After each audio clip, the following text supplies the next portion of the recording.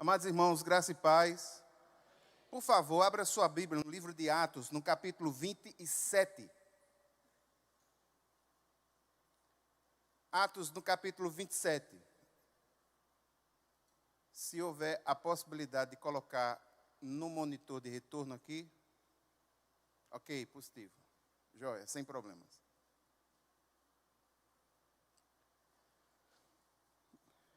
Livro de Atos, no capítulo 27. Irmãos, no capítulo 26, o que foi que aconteceu, para a gente poder entrar no 27?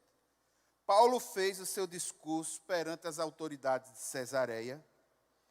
E diante daquelas autoridades, Paulo reafirmou que a sua questão não é uma questão civil, mas religiosa, e que gira em torno da ressurreição de Cristo. Ele aproveitou aquele momento e deu o seu testemunho de vida. No final de tudo, o rei Agripa, que no caso é Agripa II, ele vendo essa situação, ele deu o seu parecer. Esse homem não tem problema, não tem. Só que Festo dá o retorno, que é justamente o começo do capítulo 27. Festo diz que Paulo havia apelado para César. Então, Paulo deveria ir à Itália, Paulo deveria ir a Roma. E aqui a gente começa o capítulo 27. Amém? Está com sua Bíblia aberta? Vamos lá, capítulo 27. Quando foi decidido que devíamos navegar para a Itália, entregaram Paulo e alguns outros presos a um centurião chamado Júlio, do batalhão imperial. Embarcando num navio de Adramítio, que estava de partida para costear a província da Ásia, fizemo-nos ao mar, indo conosco Aristarco, um macedônio de Tessalônica. Olhe para mim um momento, esse relato é um relato resumido. Paulo não está só no seu caminho a Roma. A presença de um centurião indica que há um destacamento. E o próprio texto diz que outros prisioneiros, com outras causas, estão indo junto com ele. E ele cita um homem aí, Aristarco. Posteriormente, no livro de Colossenses, nós vamos ver que Aristarco se transformou em um colega de prisão. No livro de Colossenses, no capítulo 1, no versículo 4, se não me falhar a memória, Paulo vai estar, no começo dessa carta, falando sobre Aristarco. Então, Aristarco está nesse contexto também. Gostaria que você prestasse atenção a uma coisa que não parece tão óbvia, mas é uma realidade. Em função do texto estar, o relato está em primeira pessoa, isso indica que aquele que registra está junto. Ou seja, Lucas também vai nessa viagem. E ali quando diz que há um navio de Adramítio, Adramítio não é um material, Adramítio é um lugar. Então é um navio adramitino. Então, todo esse contexto do embarque está aí colocado. Paulo não vai só, vai um comandante, um destacamento, várias pessoas. Quem registra vai junto também. Lucas vai junto, podemos ver pela evidência do texto em primeira pessoa. Versículo 3 em diante, o texto diz: no dia seguinte, chegamos a Sidom.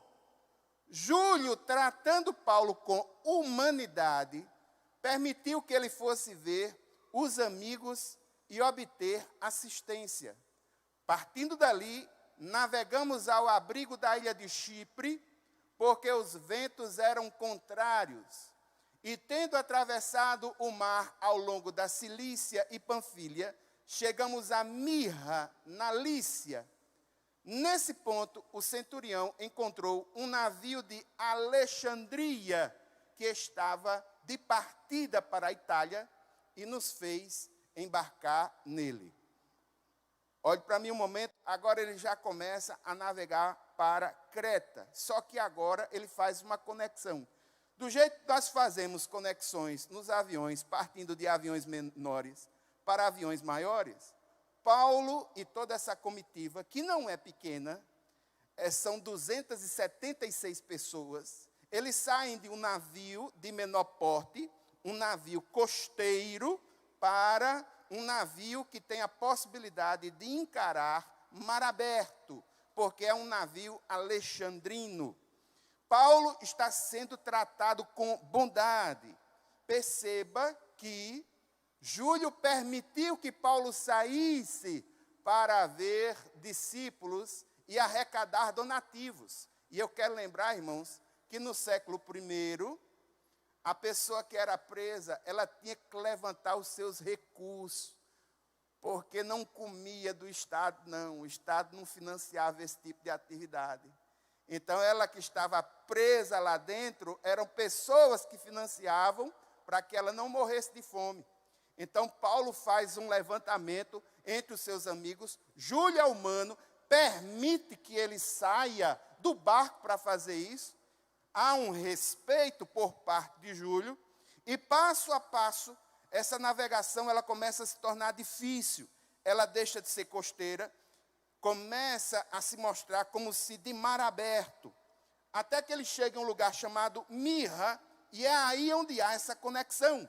Paulo sai de um navio um pouco menor, adramantino, para um navio alexandrino. Por que Alexandria, pastor? Porque Alexandria era exportadora de trigo para Roma.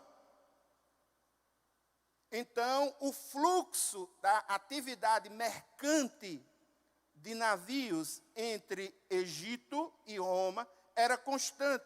Então, era fácil você encontrar navios mercantes cheios de trigo para sustentar a população romana. Roma dependia do Egito para a alimentação. E a marinha mercante romana estava em desenvolvimento.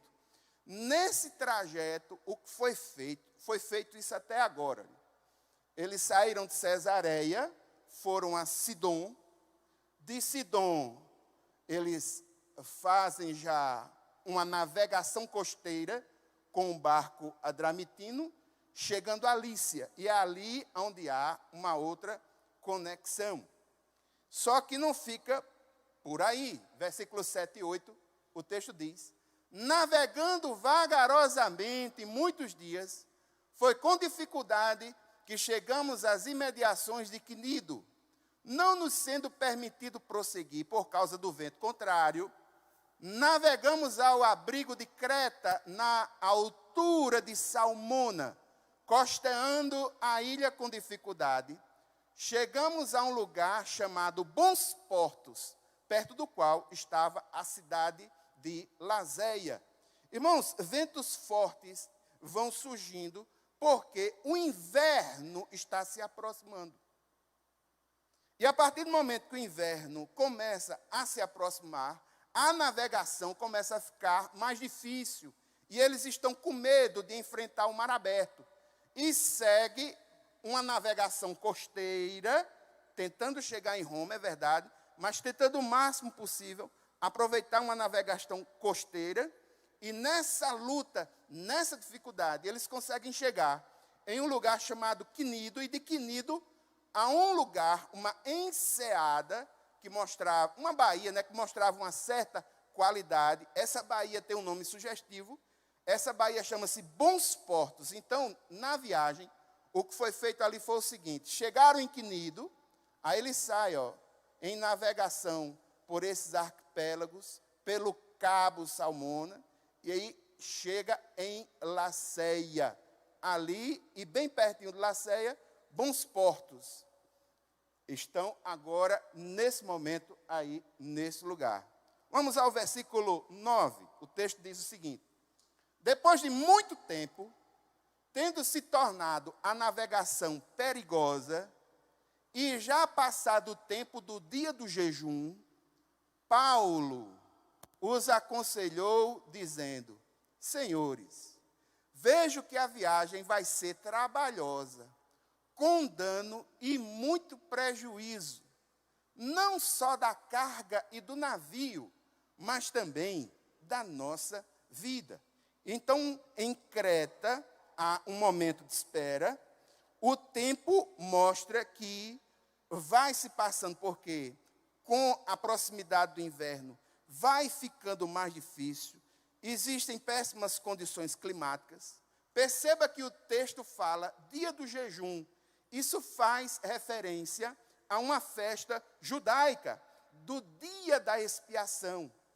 E, de acordo com esse relato, mostra que está no final de setembro, no começo de outubro, e nessa região já começa a se armar o inverno.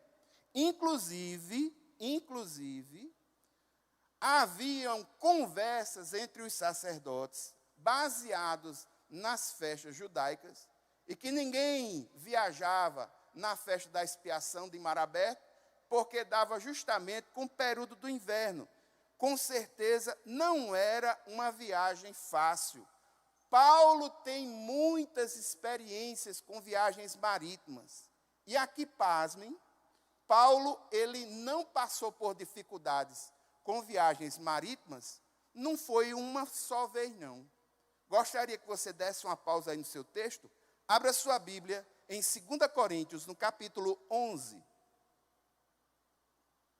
2 Coríntios é a carta mais autobiográfica de Paulo. 2 Coríntios, no capítulo 11, no versículo 25. Quando Paulo está falando sobre os seus sofrimentos, 2 Coríntios, no capítulo 11, no versículo 25, Paulo vai dizer: 3 vezes fui açoitado com varas, 1 vez fui apedrejado, 3 vezes eu naufraguei. E aqui a gente está vendo o relato só de uma das vezes.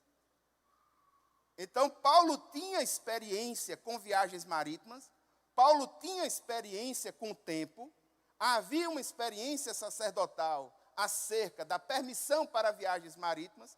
Paulo tinha ideia e ele dá uma opinião, e essa opinião em forma de alerta, é o que mostra o versículo 10 no final, quando ele diz que a viagem vai ser trabalhosa, vai ter dano, prejuízo, a carga e o navio vão sofrer, e nós precisamos ter cuidado com a nossa vida.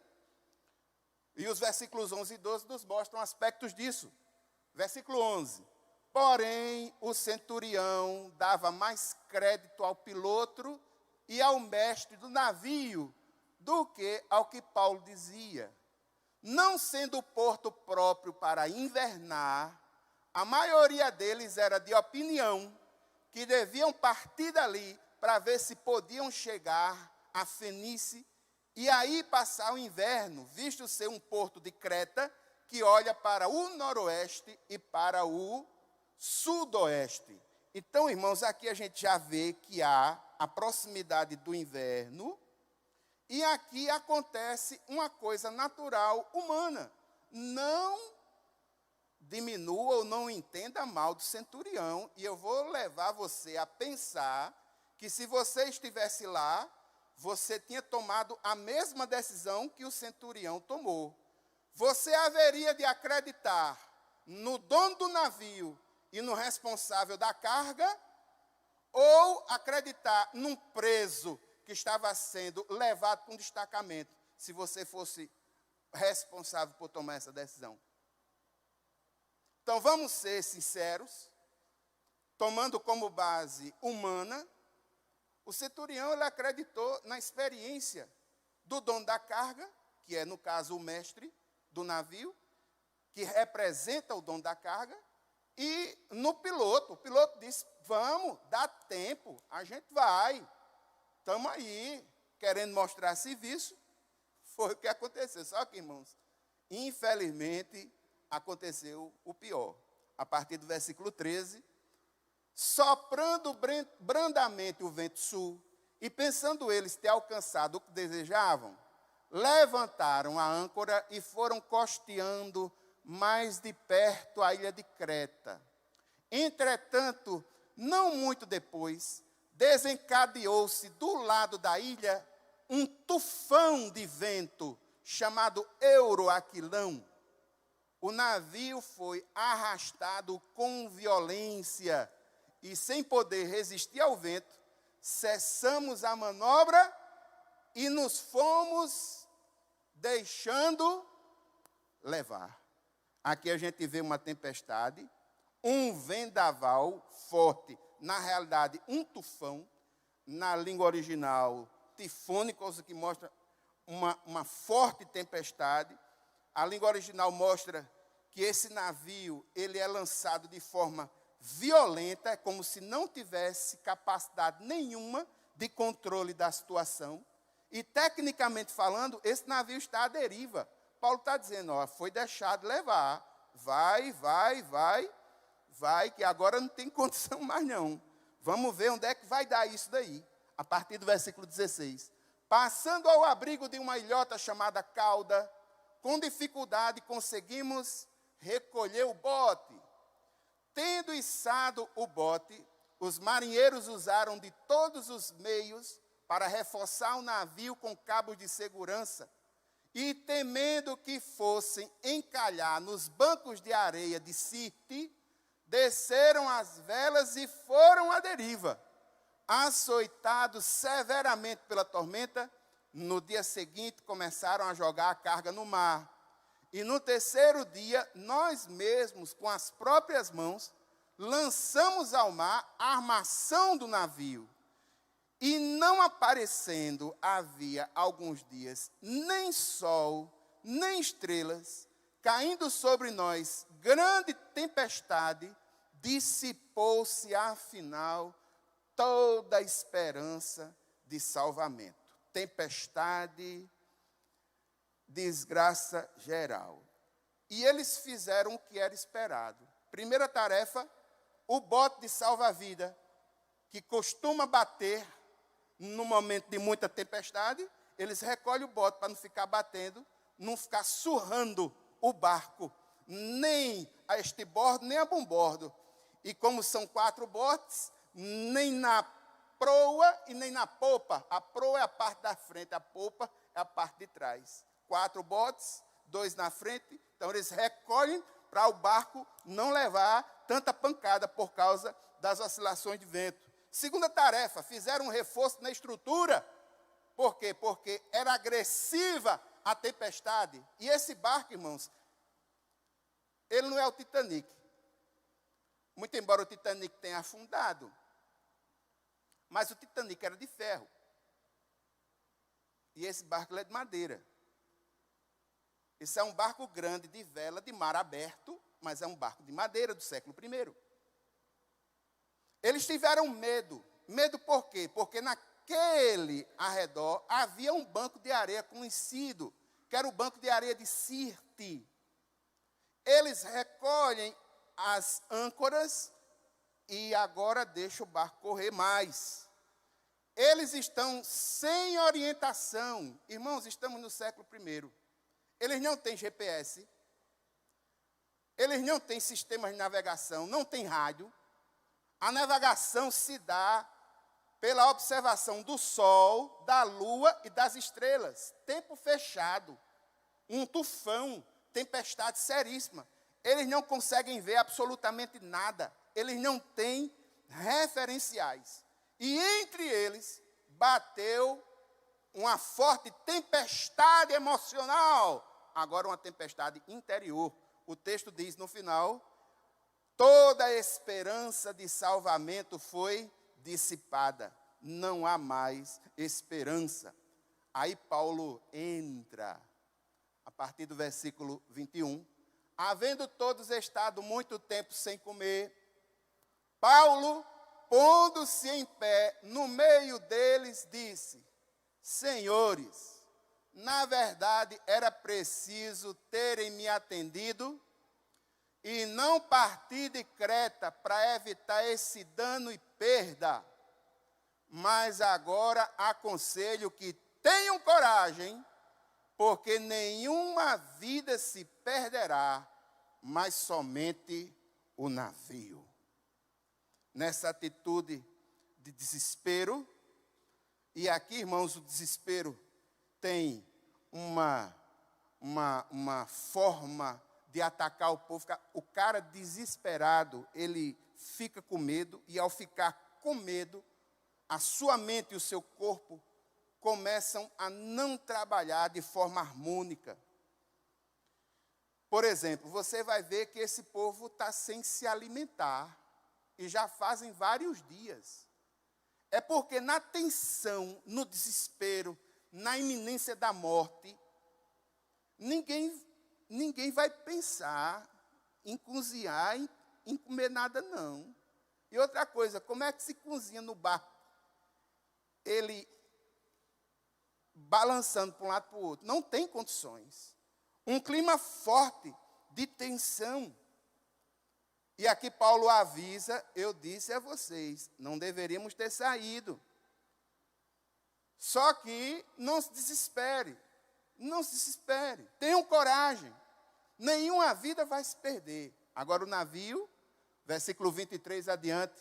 Porque esta mesma noite, um anjo do Deus a quem pertenço e a quem sirvo, esteve comigo dizendo, Paulo, não tenha medo.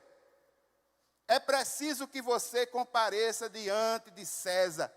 E eis que Deus, por sua graça, lhe deu todos os que navegam com você. Portanto, senhores, tenham coragem, pois eu confio em Deus que tudo vai acontecer conforme foi dito. Porém, é necessário que sejamos arrastados para alguma ilha. Nesse momento de desespero, Paulo, ele, como todo colérico, poderia utilizar esse momento para se pronunciar e ficar martelando, dizendo, eu não disse a vocês que não viajassem, eu não disse a vocês. Ou coisa chata, né, irmãos? Vocês têm alguém na equipe de vocês, em casa, no trabalho, que quando vocês erram, o cara de manhã, eu não disse a tu, eu não disse a tu, eu não disse a tu. Aí quando é na hora do almoço, eu não disse a você que você não tivesse feito aquilo, aí e tal. Quando é no jantar de noite, ele chega, olha, eu não disse a você e tal. Aí quando chega na hora de dormir, olha, só para lembrar, eu não disse a você que é da... Não é chato, né, irmão? Paulo poderia ter feito isso, mas ele não fez. O que foi que ele fez? Ele atribuiu a Jesus o Cristo que ele serve, as forças que ele haveria de suportar. E aqui, irmãos, ele coloca em prática 2 Timóteo, capítulo 4, versículo 2. Paulo prega no tempo, quando tem oportunidade, e Paulo prega fora de tempo, porque isso é a pior oportunidade que tem para o cara pregar o evangelho. Mas ele está dizendo, olha, Jesus, ele tenha coragem. Um anjo falou comigo, que é interessante, irmãos, a atitude positiva de Paulo, que ele diz, o não temas que ele recebeu do anjo, esse não temas, ele socializa com todos. Tende coragem. O que ele recebe, ele repassa. O que ele recebe, ele repassa. E o que é que ele está repassando? Ele está inspirando a que eles tenham fé. Tudo já tinha falhado. A opinião do mestre do navio falhou. A opinião do dono da carga falhou. A opinião do comandante, que aceitou duas opiniões erradas, falhou. E agora eles três têm que ouvir Paulo, porque não há outra opção. Não existe outra alternativa, tem que ouvir ele e acabou-se. E o que é interessante é que o próprio Senhor diz, diante de César, eis que Deus, por sua graça, lhe deu, Paulo, todos os que navegam com você. Aí Paulo percebe que a promessa de Deus para a vida dele se estendia para todos aqueles que estavam ali, e ele os encoraja. E aqui, irmãos, uma grande lição de homilética. Homilética é a arte e a técnica da pregação bíblica. Você só consegue repassar para a igreja aquilo que você recebe. Se você não receber, você não vai repassar para a igreja.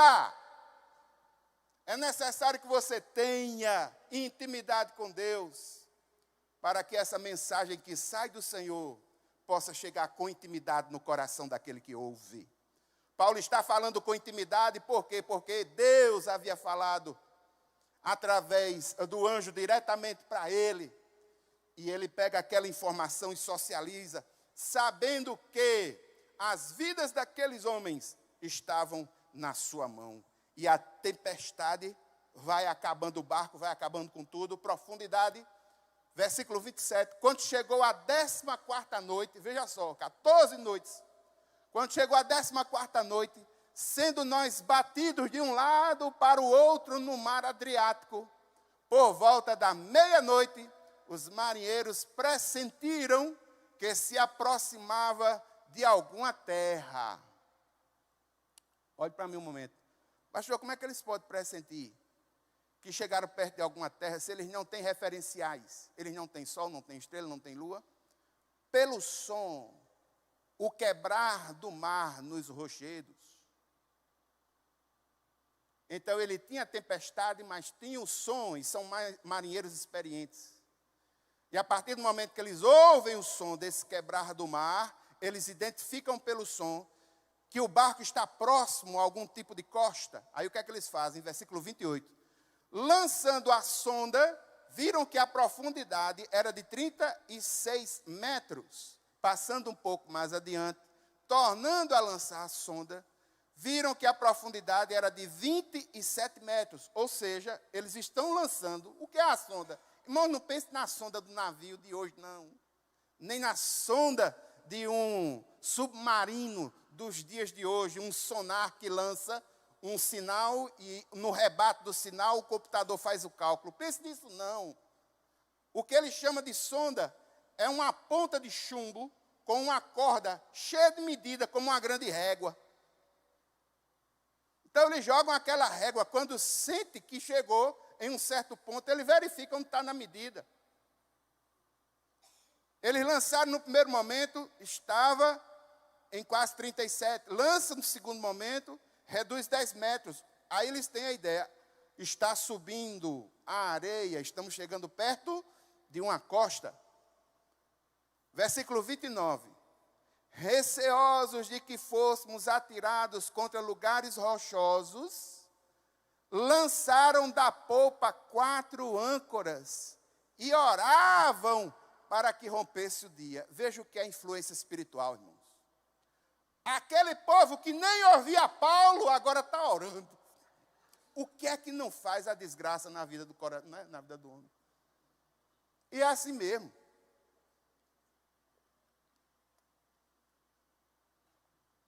Converse com pessoas que estão passando por situação difícil.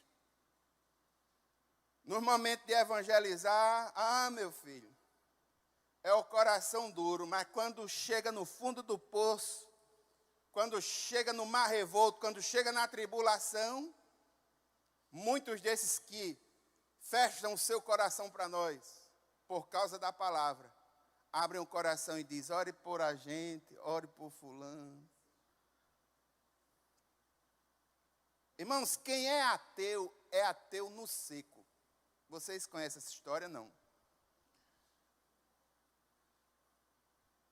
Um marinheiro num barco pequenininho para atravessar de uma costa para outra, num rio caudaloso, fundo, recebeu um cientista no seu barco que não acreditava em Deus, em coisas do sobrenatural do Senhor.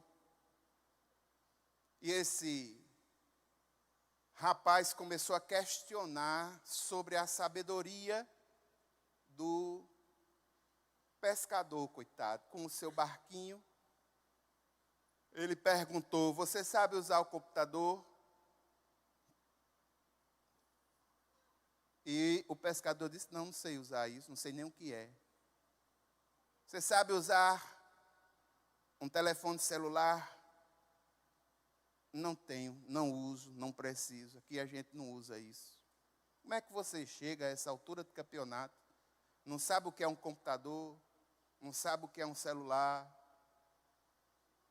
Aí o barco, você faz o quê? Não, vivo aqui como pescador, levando a vida como esse meu Deus quer.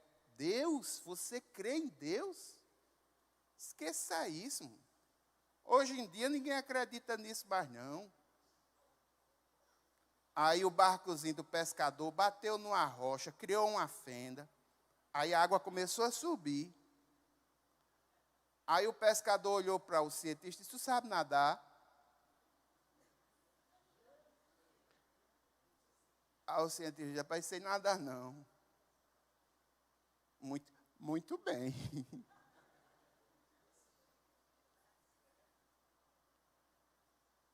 Pois a gente vai afundar, eu sei nadar e tu vai ficar no barco. Aí o cara foi e pulou. Aí o cientista, meu Deus! Aí o cara parou, Deus, meu filho, quem é ateu só é ateu no seco, no molhado não. Pronto, essa é a história. Quando chega a dificuldade, meu irmão, quando chega a dificuldade, o coração se quebranta de um jeito que só a graça de Jesus. Essa equipe que nem acreditava em Paulo, agora está orando com ele, ó. Que bênção. Segue o texto. Versículos 27 a 29. Versículos 30 a 32, o texto diz o seguinte: nisto, os marinheiros tentaram escapar do navio. Irmãos, nós temos 3 equipes nesse navio. Nós temos a tripulação, que são os marinheiros. Nós temos os presos, amigos de Paulo, que estão juntos. E nós temos os soldados. São 3 grupos, fora os demais. Lucas, que acompanha Paulo, e outros que não são indicados. Havia um grupo que, ao perceber que havia uma costa, e muito provavelmente, levando em consideração o número de pessoas e a quantidade de botes, vamos logo pegar um bote desse aí para a gente se embora. Vamos correr. Os marinheiros, olha, versículo 30, tentaram escapar, arriar o bote, dizendo que ia largar âncoras da proa. Aí Paulo diz ao centurião e aos soldados: se estes não permanecerem a bordo, vocês não poderão se salvar. Aí o soldado fez o quê? Cortou as cordas e deixou os barcos embora. Está aí, versículo 32. Então os soldados cortaram os cabos do bote e deixaram afastar-se. Veja só como vai crescendo a moral de Paulo dentro do camarada, assim, dentro da situação. Paulo chega e diz: olha, eu garanto se ficar no barco. Se ficar no barco, Jesus está no barco, a gente chega no final. Agora, se sair, eu não garanto, não. E os soldados foram, os que acreditaram, foram contra os marinheiros. Corta, tira os botes. Tiraram os botes. Para frente, versículo 33. Enquanto amanhecia, Paulo rogava a todos que se alimentassem, dizendo: hoje é o 14º dia em que, esperando, vocês estão sem comer, não tendo provado nada. Por isso peço que comam alguma coisa, pois disto depende a sobrevivência de vocês, porque nenhum de vocês perderá nem mesmo um fio de cabelo. Irmãos, esse relato é bonito demais. Sabe por quê? Porque a gente vê um homem importante, que é o mestre do navio, que representa o dono da carga, ele não dá um pio. A gente vê o marinheiro-chefe, o cara que conduz o barco, você não vê uma orientação dele. Júlio, que é o comandante da guarda imperial, coitado, esse é que você não vê mesmo. Agora, no poder do Espírito Santo e por causa de Deus na vida dele, quem assume o controle é Paulo. É ele quem diz as cartas, é ele quem vai, é ele quem traz, é ele quem move, é ele quem faz. É ele quem muda a situação. Deus tem condições de transformar o mal em bem. Deus tem condições de transformar situações inimagináveis. E aqui você vê Paulo modificando toda a questão. Uma noite tenebrosa, o barco fixado no meio de uma tempestade. E ele começa a levantar ou a levar solavanco, o barco está cheio ainda de trigo. Paulo desafia eles, aqueles vençam essa tensão e olhe para a sua estrutura física. Olhe para o seu corpo, para a sua saúde. Eles precisam comer alguma coisa. E depois que ele dá uma orientação física, Paulo dá uma orientação espiritual. Ele encoraja o povo. Não vai se perder nenhum. Versículos 35 a 38. Tendo dito isto, pegando um pão, deu graças a Deus na presença de todos. E depois de partir, começou a comer. Todos ficaram mais animados e se puseram também a comer. Estávamos no navio 276 pessoas ao todo. Refeitos com a comida, aliviaram o navio, jogando o trigo no mar. E aqui, irmãos, perceba que diante do mar revolto, situação terrível, Paulo, o que é que ele faz? Ele pega o pão e ele agradece a Deus. Uma alma que está em paz diante das dificuldades da vida. Uma alma que está em paz. E aqui, irmãos, eu quero dizer uma coisa. Do mesmo jeito que a ansiedade é contagiante, se você trabalhar ou viver perto de um ansioso, essa ansiedade vai chegar a você também. Do mesmo jeito que trabalhar perto de gente que só fala coisa negativa, murmuratória, daquele modelo que eu sempre tenho falado. Vamos fazer um piquenique amanhã em Patos, o cara diz, vai chover. Não tem gente que é assim.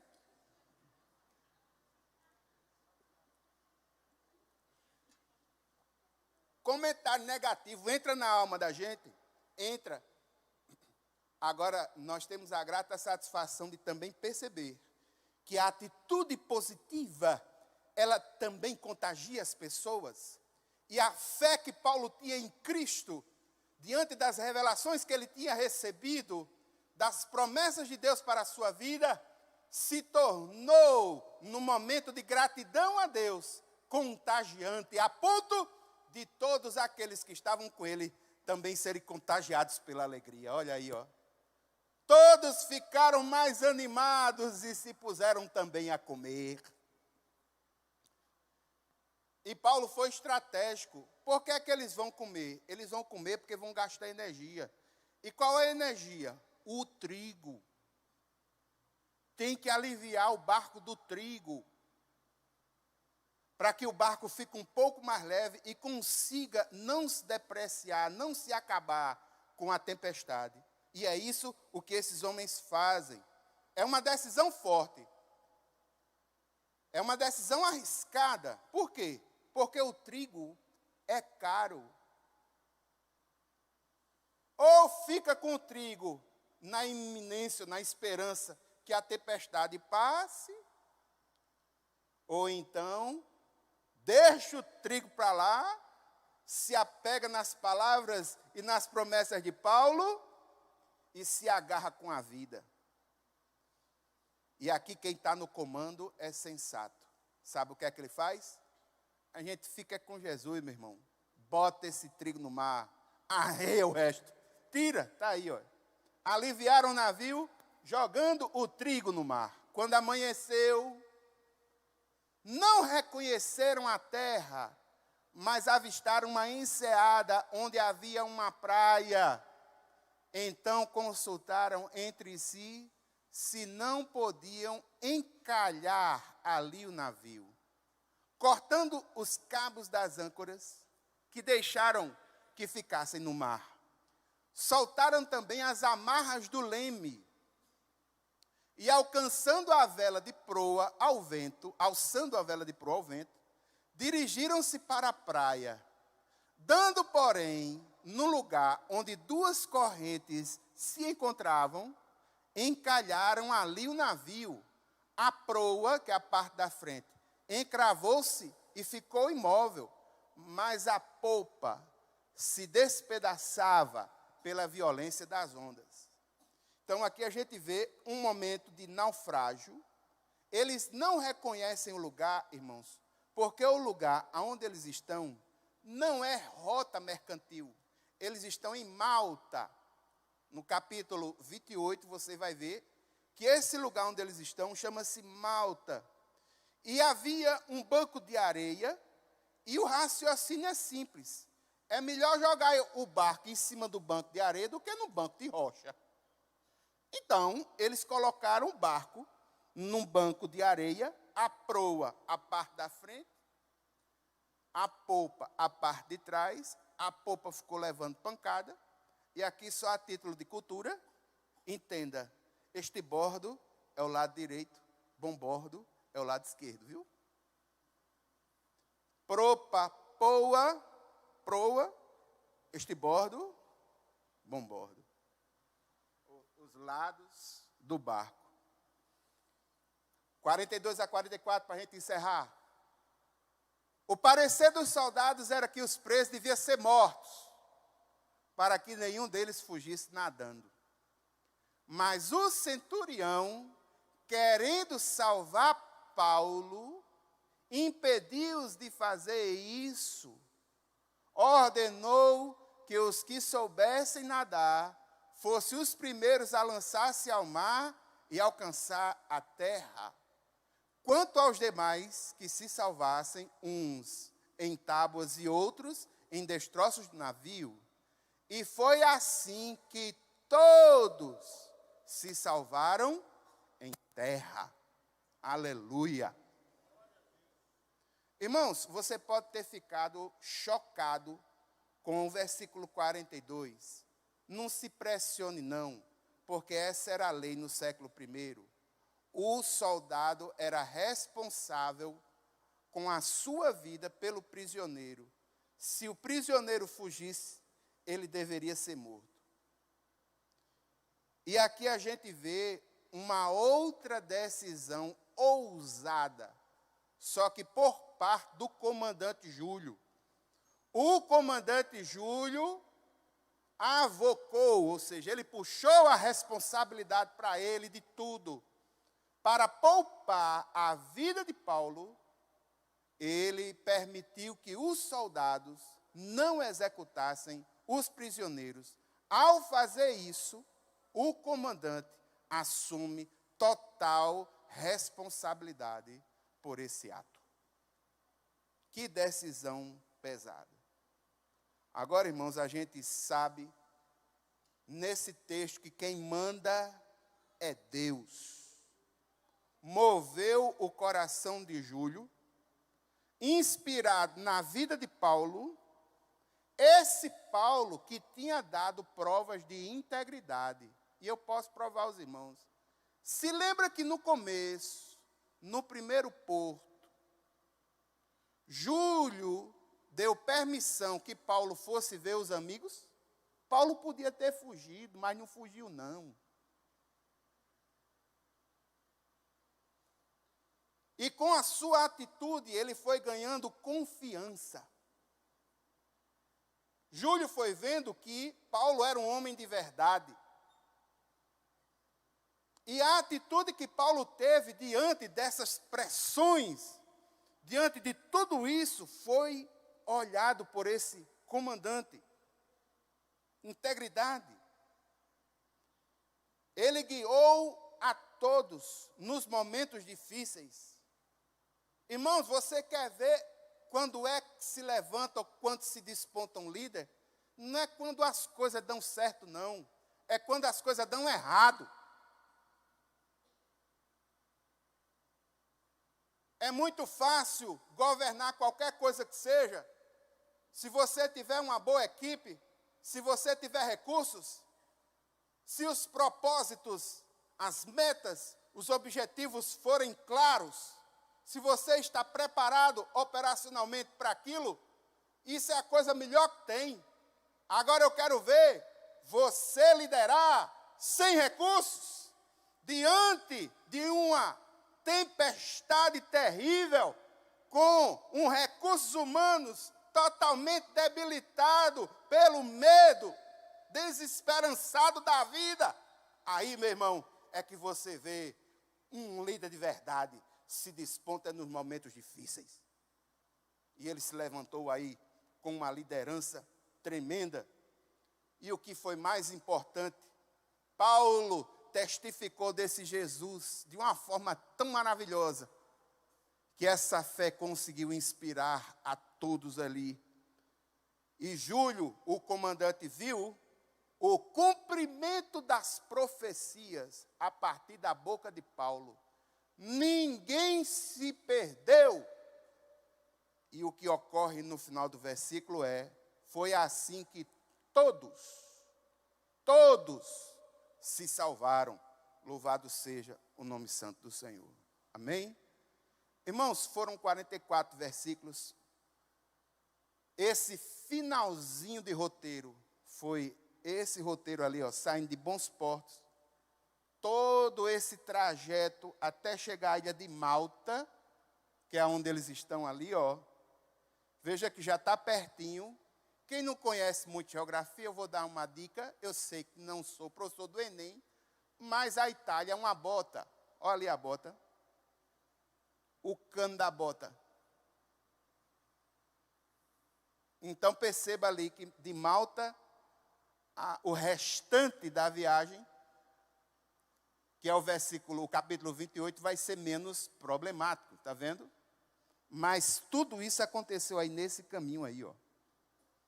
Eu gostaria, irmãos, de destacar 2 verdades espirituais para nós hoje. Diante das dificuldades, nós precisamos aprender a celebrar a vida. Eu sei que a situação está muito difícil, mas olhando para esse exemplo inspirador de Paulo, que maravilhosa lição aprendemos quando nós acompanhamos essa difícil trajetória de Paulo até Roma. Nós vimos, irmãos, que ele enfrentou com essa equipe várias dificuldades. Uma travessia longa, enfrentar um tufão, ventos contrários, destruição total. Irmãos, eu quero lembrar aos irmãos que muitas vezes nós passamos por dificuldades em nossa vida, no barquinho da nossa existência, que se assemelha a algo assim, só que uma luta mais individual. Dificuldades econômicas, enfermidades, problemas familiares com os cônjuges, problemas familiares com filhos, com parentes, dificuldades com amigos, dificuldades até mesmo no lugar onde a gente trabalha, com os nossos chefes, com outras pessoas. Parece que tudo vai se acabar, parece que tudo vai desabar, a gente não tem forças para sair, o desespero bate, a gente pensa que vai realmente sucumbir, fase de turbulência, de sofrimento. Contudo, do mesmo jeito que aconteceu com o apóstolo Paulo, o anjo de Deus falou com Paulo, dizendo que nenhuma vida se perderia, somente a do navio, e foi isso que aconteceu. Aqueles que foram obedientes, ficaram no navio, foram salvos, mas o navio se acabou todinho. E a gente? Quando nós enfrentamos um naufrágio pessoal, o que foi que Paulo fez no meio da tribulação, no momento mais difícil? No momento em que ele vai comer, ele dá graças. Essa é uma das expressões mais fortes de gratidão em meio às lutas. No meio da dificuldade, Paulo agradece. Agradece pelo pão. E agradece porque eles estão vivos ali naquele momento. Irmãos, o barco pode se perder. Os anéis vão se ficam os dedos. Nós precisamos aprender a celebrar a vida. E foi isso que Paulo fez, ele celebrou a vida. Eu tenho na época que eu trabalhava com consultoria, eu peguei uma situação muito difícil de uma empresa. E eu tive que me associar com outra pessoa, outro profissional, que fazia uma coisa que eu não fazia.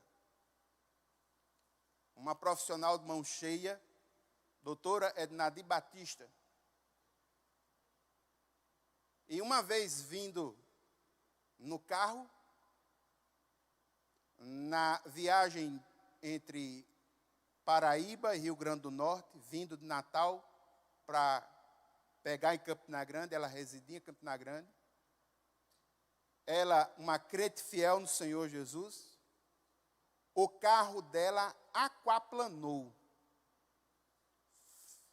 e capotou.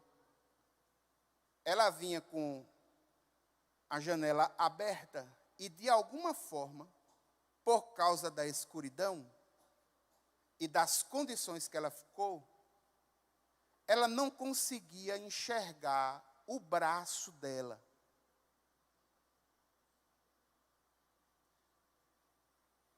E ela, quando se viu com o carro virado, com o braço preso, sem enxergar o braço,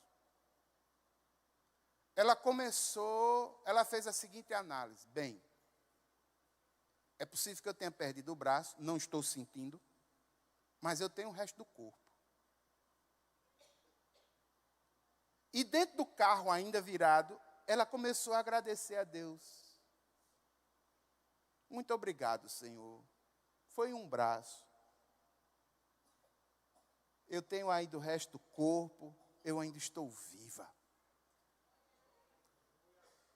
Aí, irmãos, o pessoal da Polícia Rodoviária, junto com pessoas que estavam por lá, chegaram, viram a situação, conseguiram abrir a porta, conseguiram retirar ela, desviraram o carro.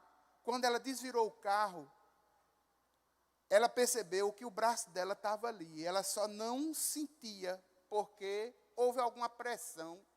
E essa pressão foi tanta que ela não sentia. Mas ela viu o braço dela. E diante do pessoal da polícia, do pessoal do resgate, ela começou a levantar esse braço e adorar a Deus, agradecendo, louvando a Deus pelo fato de estar viva. Na época ela tinha um carro caríssimo. E o comentário que ela ouviu daqueles que fizeram o resgate é: esse crente é besta mesmo, viu o carro como ficou? Aí eu pergunto, será que é? É não, irmãos, ela está celebrando o correto. O certo é celebrar a vida. Confiança em meio às lutas. Paulo, um homem de oração, se comunicou com Deus, recebeu de Deus as respostas. Do mesmo jeito, irmãos, nós precisamos ter confiança no Senhor. E aquilo que nós temos até agora, a gente precisa celebrar. Celebrar. Celebre. Celebre. Irmão, sofrimento, tribulação, problema. O meu sogro está passando por uma situação difícil, vai fazer um mês. Deu entrada no hospital com um cansaço, foi cuidar do cansaço, pegou uma bactéria lá dentro chamada KPC.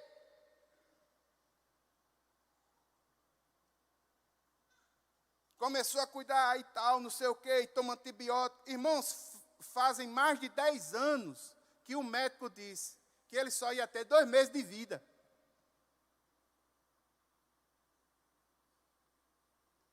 Quando foi no domingo agora, minha esposa recebeu a notícia, vai para a UTI, sem conseguir fazer cocô.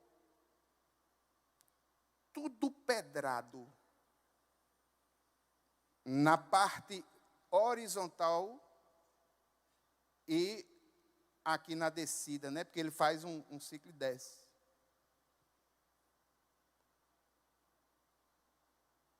E a gente sabia que a questão era essa. Pressão 8/3.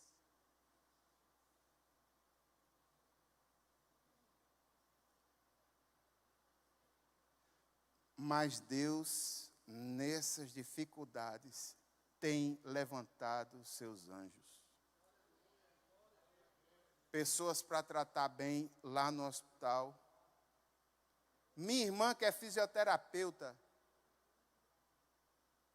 fez um procedimento de fisioterapia visceral. Conseguiu, o diretor do hospital permitiu que ela fosse até lá para fazer a fisioterapia visceral.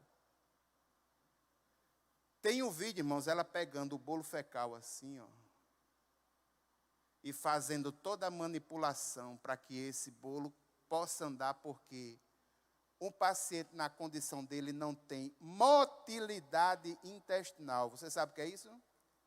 É, meu irmão, o culto da quarta é cultura.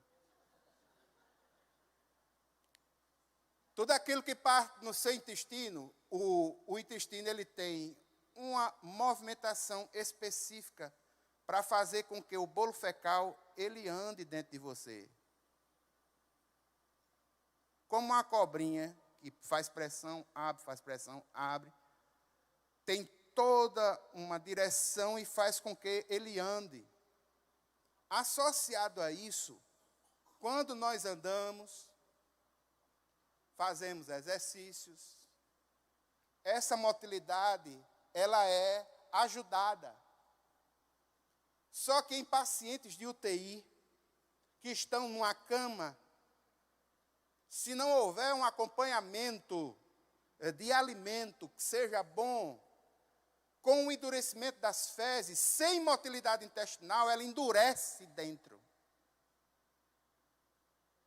Quando as lavagens não dão mais certo, tem que fazer cirurgia no método antigo. Só que minha irmã, há muito tempo atrás, ela trabalhou essa técnica, fisioterapia visceral, deu entrada em revistas científicas, registrou a técnica e ela tinha esse conhecimento. Veja como Deus é tremendo. E ela foi lá e fez a manipulação, fez todo o incentivo para que houvesse a motilidade e foi saindo, e mãe saiu.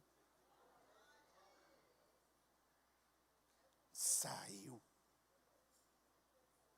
E está saindo ainda, está uma mina. Saiu tudo e a qualidade de vida voltou novamente. Saiu da UTI, já está no quarto de novo. É um Highlander. Faz 12 anos. Meu irmão, só vai no tempo. Só vai no dia. Agora eu gostaria de fechar essa reflexão de hoje, meditando sobre a atitude correta diante do sofrimento, em cima de uma pergunta capciosa. Pastor, Paulo não está pregando o evangelho? Tá. O evangelho não é uma coisa boa? É. E por que é que ele sofre tanto? Deus não podia ter deixado esse caminho mais fácil, não, porque ele está pregando o evangelho. Não é mais lógico, não. Vocês percebem essa inquietação, não? Por que é que ele sofre tanto, sendo ele um apóstolo do Senhor? Por que é que essas coisas ruins acontecem com pessoas boas? Vocês não se incomodam com esse questionamento, não? Agora, irmão, deixa eu lhe trazer paz ao seu coração. Nós, seres humanos, só pensamos no nosso sofrimento. Nunca pensamos no sofrimento dos outros.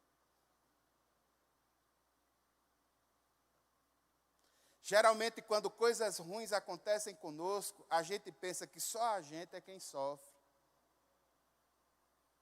E que ninguém mais está sofrendo aí ao longo do mundo. E eu gostaria de trazer à sua memória que a mesma chuva que cai para o ímpio, cai para o justo. Por causa do pecado, Gênesis 3. Todos nós sofremos nessa vida.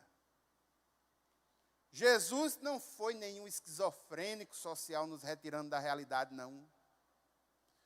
No final do capítulo 16 do livro de João, Jesus diz: no mundo tereis, mas tende,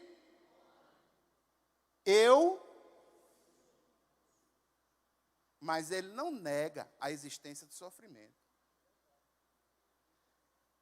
E a tribulação nesse barco, não foi só Paulo que sofreu, não. E o que conta é a atitude que você tem diante do sofrimento. Vamos pensar no todo. O que foi que essa tripulação recebeu nesse momento difícil?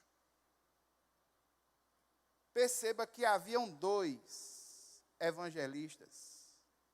Lucas, o que registra, porque o texto está na primeira pessoa, e Paulo, o líder, o principal. Nessa tribulação, o que foi que aconteceu na atitude de Lucas? Ele não só foi testemunha, como ele registrou, e por causa dele, hoje, você recebe esse relato e alimenta a sua alma com encorajamento e fé. 2 crentes, mas só um recebeu o anjo. Lucas não diz, eu vi também. Mas ele tem a humildade de dizer, Paulo recebeu. Diante das dificuldades, Paulo estava face a face com o anjo do Senhor. O que é que importa o resto da vida, meu irmão? Você podia cortar Paulo em pedacinho. Cada pedacinho daquele ia dizer, glória a Deus, glória a Deus. O barco vai se quebrar, quebra, glória a Jesus. O trigo está indo no mar, deixa essa porqueira para lá, glória a Deus.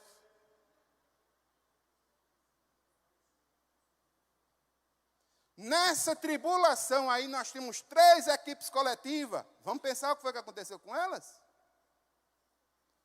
Nós temos os prisioneiros que estavam juntos. O que foi que aconteceu com os prisioneiros nesse momento? Eles iam morrer, irmãos.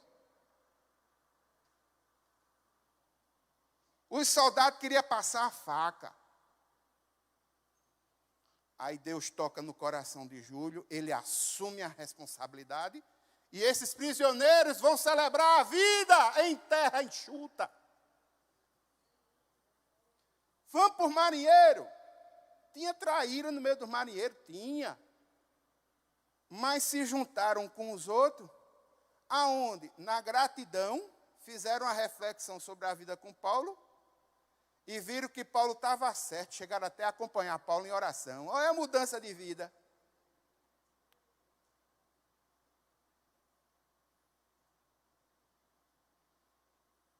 E aqui eu quero dizer, irmãos, que é a nossa atitude diante do sofrimento que conta. A mesma água quente que amolece a batata, ela endurece o ovo. Vou descer.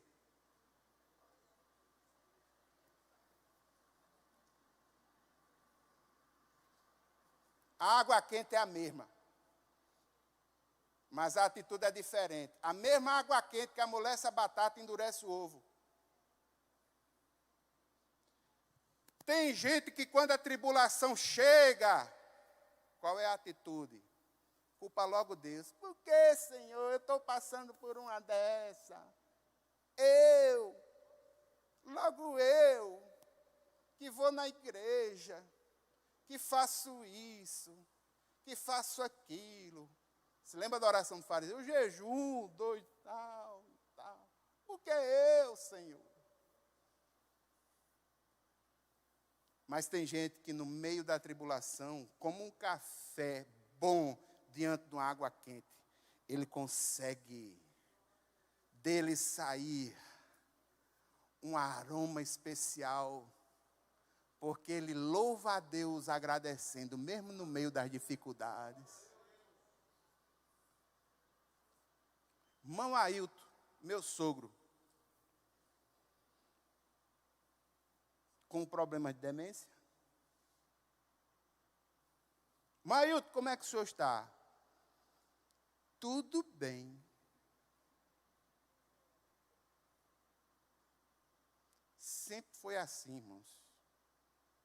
Quase morre, vem da morte, vai visitar ele. Tudo bem, batendo palminha, assoviando.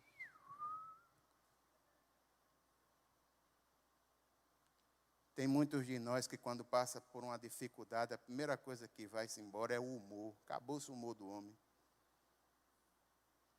A cara fica logo triste. Como coisa que a cara triste fosse resolver problema. Deixa ele passar um macete. A menor distância entre duas pessoas continua sendo um sorriso. O que você não consegue resolver com a cara triste, você consegue resolver com um sorriso e com a cara levantada, com uma atitude diferente. Tem muita gente que, ao ter um encontro com Jesus, pensa que vai ser tudo bom, que vai tudo mudar, porque ele viu numa igreja tal, que quando o cara teve o encontro com Jesus, ele não tinha nada, ficou com 2 celulares, uma casa na praia, ficou com um apartamento não sei aonde, a empresa dele, que não valia de nada, começou a ter um bocado de contrato, e agora ele está andando de Land Rover, está andando de Mercedes, está viajando de barco, não sei o quê, e tal, e tal, e tal. Esqueça isso, irmão, esqueça isso. Isso é esquizofrenia social. Nem todo mundo pode rumar por esse caminho, não. Esqueça isso. A título de verdade, o que a gente enfrenta aí, a tribulação do dia a dia da vida é pesada. Eu não sei na conta de vocês, mas na minha, todo final de semana eu vejo o dinheiro da feira aumentando. Eu queria comprar nesse lugar que o povo está dizendo, mas eu não sei qual é. Eu só vejo aumentando.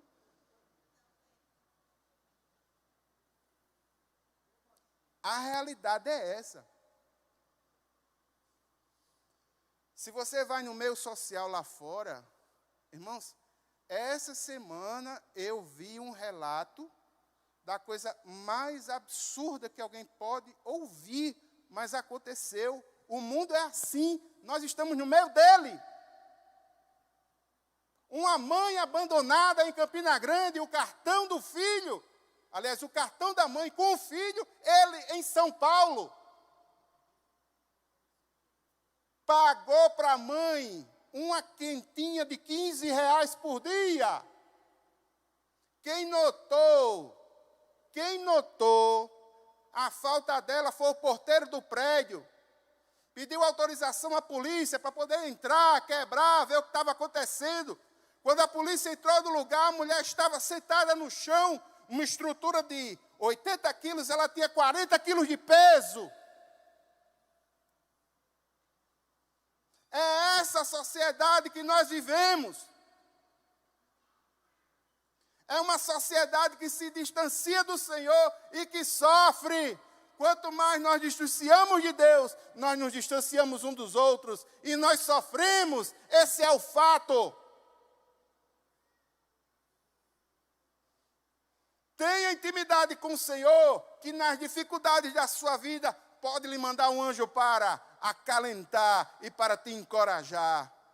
É por isso, irmãos, que existimos por quanto igreja, porque é num lugar como esse que você ouve uma palavra dizendo: não tenha medo, levante a sua cabeça, Jesus é maior do que tudo isso. Mas não podemos negar a realidade, e a realidade está aí. O mundo não é essa coisinha boazinha. Quem pensa no mundo ou no ser humano como uma tábua rasa é a filosofia humanista. é o modo humanista de pensar, que é ensinado nas academias. A Bíblia encerra tudo debaixo do pecado, e por causa do pecado, o homem sofre. Louvado seja o nome do Senhor, porque o pecado nós não podemos vencer por nós mesmos, com as nossas forças, mas cremos num Deus que nos amou primeiro. Quando não merecíamos, Ele nos amou, enviou o seu Filho, para que nós pudéssemos tirar nossa cabeça dessa mediocridade de vida, que vive essa sociedade desesperada. Definição mais simples de depressão: ausência de esperança na alma. Louvado seja o nome do Senhor. Aquele que está em Cristo, ele consegue, por causa de Cristo, por causa da ação do Espírito Santo na alma dele, vencer essas dificuldades. Esse Deus é o Deus que fortalece interiormente e é o Deus que modifica estruturas. Eis aí a nossa importância como igreja quando nos reunimos. E eu quero aproveitar, irmãos, esse momento para interceder por causas específicas. Existe alguma causa que incomoda o seu coração? Existe alguma causa que incomoda a sua vida? Você não tem mais condições humanas, o seu barquinho está do mesmo jeito que o barco de Paulo, batendo para um lado e para o outro. Você olha para cima, o céu negro não tem orientação nenhuma. Eu desafio você, no lugar onde você está, a ficar em pé para a gente interceder por você. Amém, ali tem uma. Eu gostaria de pedir aos irmãos que estão próximos desses irmãos, que só faça tocar nele. Não precisa fazer mais nada, só tocar nele, para que ele possa perceber que a igreja está intercedendo por ele. Só faça tocar nele, para que ele possa perceber que a igreja está intercedendo. Não deixe ninguém sozinho desses que ficaram em pé, por favor, em nome de Jesus. Só precisa tocar, não precisa nem se levantar. Sentado mesmo, como você está de lado, só faça tocar em um, para que ele possa perceber que a igreja está junto, e que essa dor é uma dor que está sendo socializada, e que é uma necessidade que está sendo colocada diante do Senhor, e que mais dia ou menos dia, essa porta haverá de se abrir. E eu gostaria de pedir à igreja que, mesmo sentado como estivesse, baixasse a sua cabeça. Nós vamos orar por esses irmãos. Pai eterno e santo, Deus poderoso, nós queremos colocar diante do Senhor a vida de cada um desses irmãos que se levantaram agora, dizendo: Pai, existe uma causa que só o Senhor é quem pode resolver. O meu coração está abalado e vejo que não há nenhuma formação de solução por parte dos homens. Só o Senhor é quem pode fazer diferença. É uma tribulação forte, o barco da vida está quase à deriva. Olha para cima, nuvens negras, não há orientação nenhuma.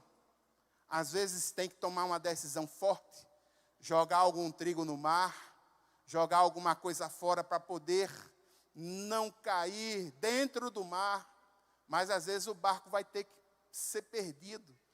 Não sabemos como é essa história, não sabemos a história de cada um, mas clamamos a Ti, Pai, que de uma forma poderosa, como o Senhor se revelou a Paulo, se revela a esses irmãos agora, em nome de Jesus.